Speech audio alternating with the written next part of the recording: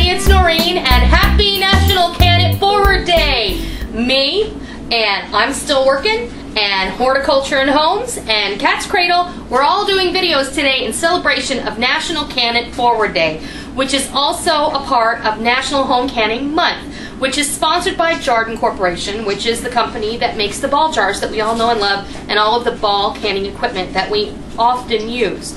And we're all going to do our own little thing. I just watched I'm Still Working make fabulous canned shrimp and Creole sauce, and I also understand that Horticulture and Homes has uploaded a video on how to make pepper jelly and how to use some of that leftover pepper jelly that you didn't really have enough jars to can. So today I'm going to show you how to make cranberry sauce.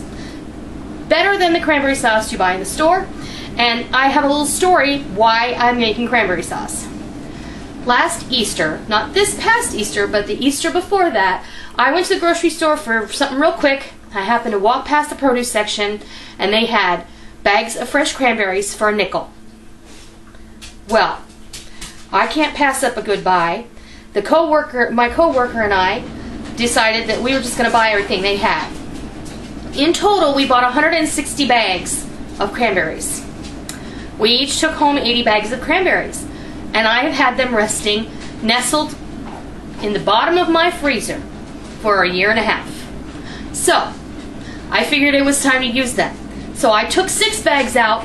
Okay, so now I only have, 74 bags of cranberries to use. But here are 6 bags of cranberries. I took them out last night and I thawed them in the sink, and I just put them in my pot. The best part about cranberries is their skins contain a tremendous amount of pectin, so you don't need to use any pectin. The only thing you need to make cranberry sauce is cranberries, water, and sugar. So what we're going to do, there's 6 bags of cranberries. For every bag of cranberries you need 1 cup of sugar and 1 cup of water. So I'm going to go ahead and put sugar and water in this pot, and then I will be right back. They still look amazing for being They do, they're beautiful and fresh.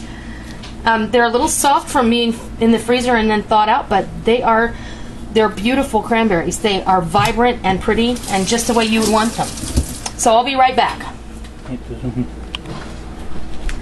Okay, I've got 6 bags of cranberries, 6 cups of sugar, and 6 cups of water in here, and I've got it on medium. I'm going to bring it to a boil, and when that comes to a boil and the cranberries start to pop, you might want to have a lid nearby. So I've got my lid real close, because once those cranberries start to pop and sputter, you're not going to want to be, having to deal with that. So when that happens, you'll be protected.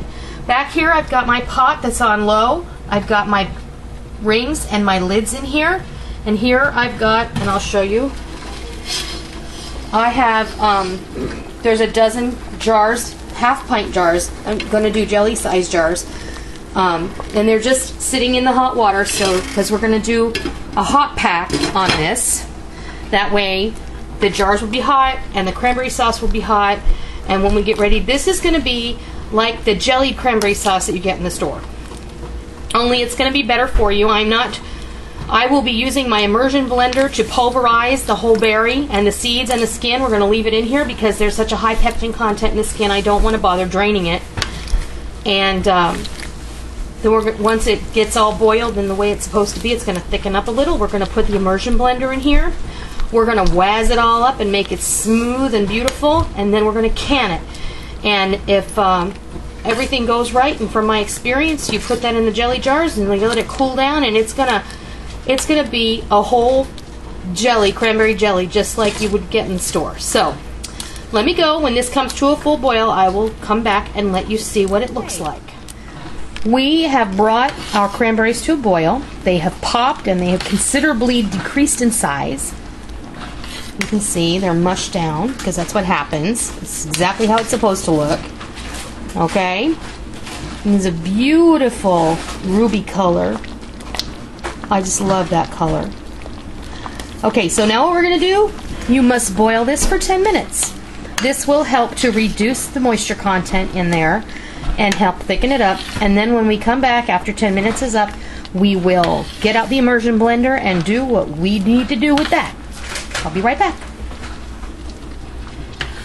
Okay, it's boiled for 10 minutes, and you know, Rick wanted me to put this on here to explain to you that when you do this, please use a splatter screen, because I didn't, and I just had to clean up a giant mess of cranberry splatter.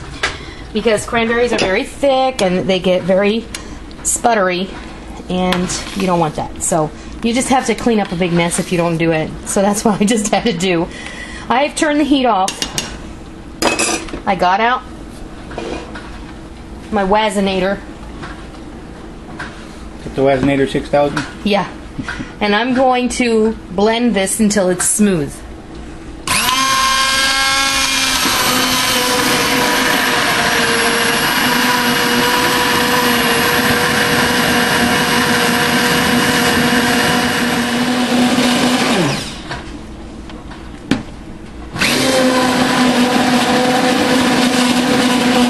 You want to get the majority of this smooth. So I'm going to go for just a minute, and I'm going to make sure this is completely smooth, and I'll be right back. And this is just an option for you. You can make your own cranberry sauce. You know, cranberry sauce is one of those things a lot of us only think about at Thanksgiving and Christmas time. But I have to tell you, occasionally I will make a chicken for dinner, or I'll make that. I'll make a chicken and gravy and pour it over mashed potatoes, and it's so nice to be able to have some cranberry sauce to go along with that. You can see how thick this is. There is no need for pectin. So what should those people do that don't have an immersion blender? Oh, that's right. I forgot. Thank you, sweetheart. You don't have to have an immersion blender to make this recipe. You can do this in batches in your blender. You can do this in batches in your food processor. Batches? Batches. That means you're not going to be able to fit all of it in your food processor or your blender at one time. And those of you who've watched me before know that I do this assembly line style. I'll fill all my jars, then I'll wipe all my jars off, then I will put the lids on all my jars and the rings on all my jars. Every person who cans has their own way of doing things. This works for me. In my history of canning, to be very honest with you, and I'm not kidding when I say this, I've never had a seal fail. And I think a lot of that has to do with the particularity that I approach canning with. You won't like that, sweetheart, and it's hot. But I think that if you stick by your own experience, follow the rules, do things the way they're supposed to be done, you will have great success each time you attempt to can something. And I think also if you do your research and approach it from a scientific perspective, because really, canning is very scientific. It's not, you know, it's not a laissez-faire thing. It is, if you do it the right way, you're going to have good results. Now, and the more you do it, the better you get at it. That's right. And you will find there are a few things that you cannot preserve in a jar. Just ask katzcradul. I can't believe that she did butter, and it is so beautiful that I'm going to try it. And then the shrimp. Imstillworking did that shrimp. I never would have guessed you could preserve shrimp by canning it. Now I want to go out and get more shrimp just so I can can it.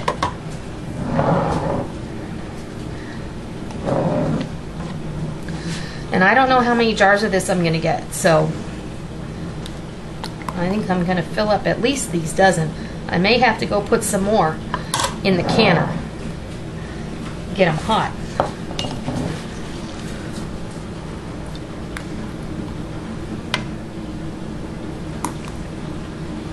And the other reason that I didn't, you know, traditionally cranberry jelly is strained, but when you strain it, you're losing all of that good fiber and all of the vitamins from the seeds and the skin. You're also losing the pectin. And from a nutritional perspective, I don't think it's necessary to do that. I think that if you want a commercial product, then go ahead and buy the commercial stuff.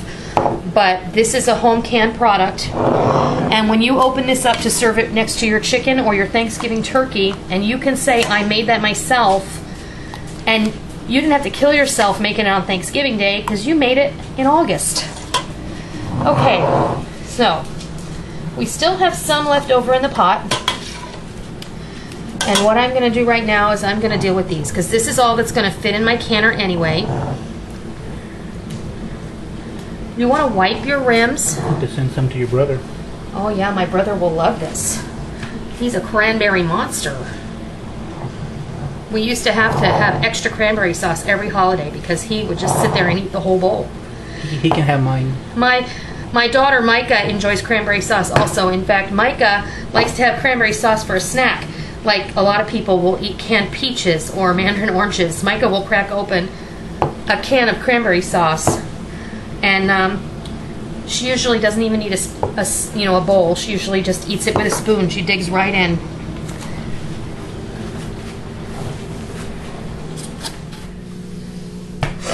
Okay, just a couple more. Then we'll set these off in the canner, and we are going to boil these for 15 minutes.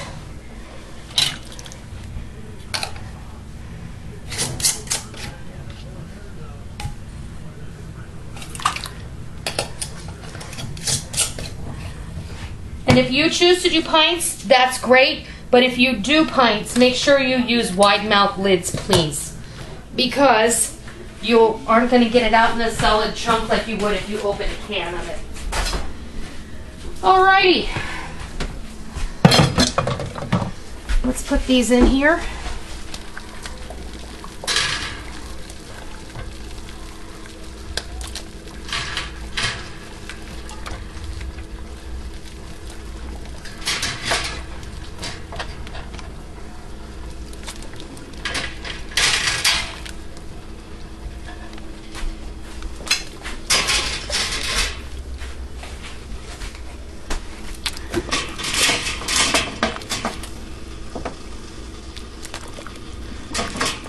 And you can see that I am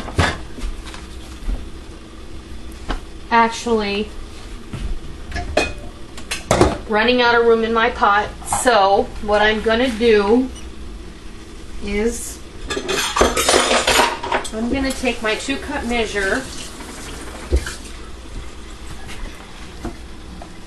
and I'm going to take some of this water out. Because the more jars that I have full of cranberry sauce that I put in that canner, the higher that water level is going to go. And we don't want it to overflow. Of course, that hot water will help me clean up the giant cranberry mess that I made, but in any case, I really don't want to clean up a whole big hot water mess. So, alright, continuing on.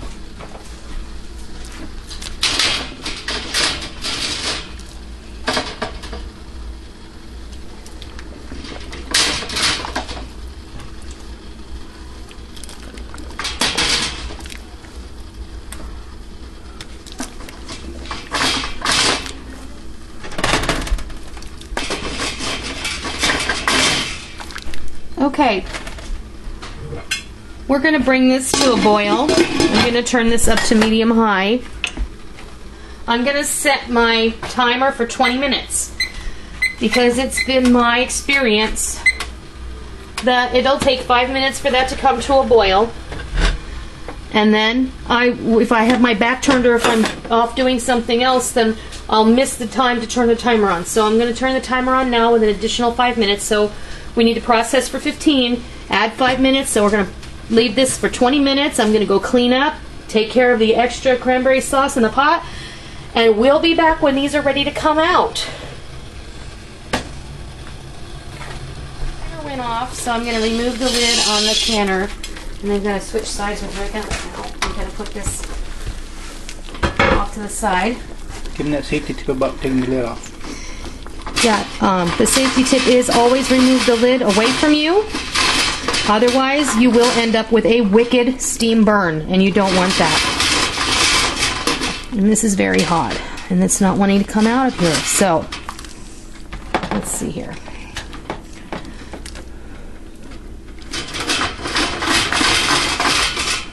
There we go. That first one is always the hardest.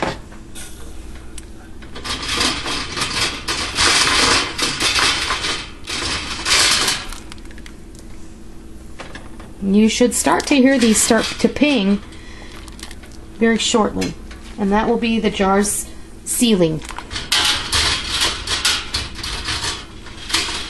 The other thing that I forgot to mention is when you keep your rings and your lids in the simmering water, it needs to be simmering water and not boiling water, because if you boil those lids for too long, the gum on there may not work as well as if you had just simmered them and kept them hot. You can hear them pinging right now.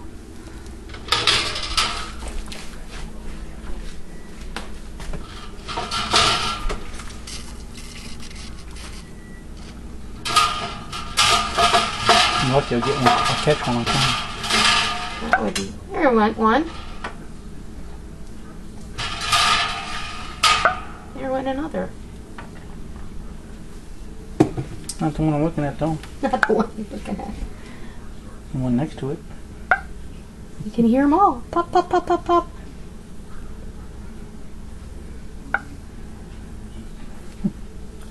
It's not going to cooperate.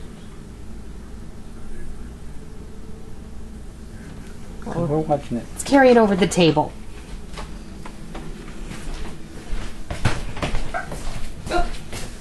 That's probably the one I was watching. No, it's not. That one's not. This one is the one you were watching. It's still not cooperating.